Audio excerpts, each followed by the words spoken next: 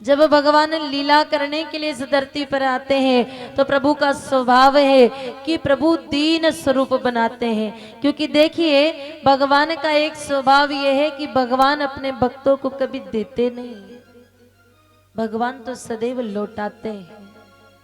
भगवान कभी भी अपने भक्तों को देने का सामर्थ्य नहीं रखते हैं, देने की क्षमता नहीं रखते हैं।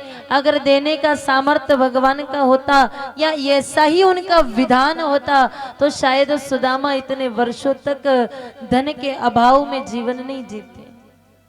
जिस दिन सुदामा ने मेरे भाई ने 2 मुट्ठी तंदुल ला करके भगवान को समर्पित किए, उसी समय भगवान ने 2 लोक का राज उनके हिस्से में दे दिया, झोली में डाल दिया, लौटा दिया।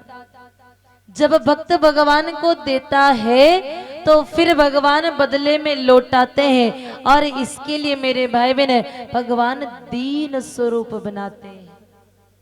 भगवान विचार करते हैं कि मेरा दीन स्वरूप जब ईश्वर का दीन स्वरूप जब जीव देखेगा तो वो जरूर मेरी सेवा करेगा, और जब वो मेरी सेवा करेगा तो बदले में मैं उसका जीवन संवार दूंगा। इसलिए प्रभु दीन स्वरूप बनाते हैं। यही भगवान का स्वभाव है। आप देखिए जिन भगवान के चरणों से गंगा निकली, माँ गंगा का प्रकटीकरण गोमुख कुंड से तो हुआ ही है, लेकिन इस धरती पर गंगा प्रवाहित होकर के आई भगवान श्री हरि के चरणों से।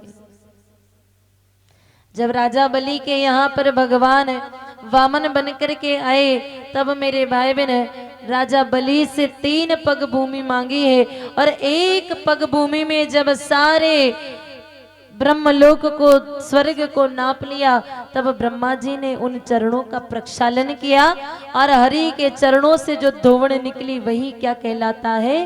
गंगा जल कहलाता है। यानी कि हरि चरणन ते निकली गंगा शंकर जटा समाई। हरि के चरणों से जो गंगा निकली है मेरे भाई बहन, जो गंगा मैया भगवान श्री हरि के चरणों से निकल करके आई है, ऐसी गंगा मैया को मेरे भाई बहन पार करने के लिए क्या हमारे प्रभु को किसी नाव की आवश्यकता पड़ सकती है? गंगा को पार करने के लिए मेरे भाई बहन क्या प्रभु श्री रामचंद्र जी को किसी सामान्य केवट के नाव की आवश्यकता पड़ सकती है क्या? प्रभु श्री राम एक बोह टेढ़ी करते तो सारी की सारी गंगा वहां पर सूख जाती, सारी नदी ही सूख जाती।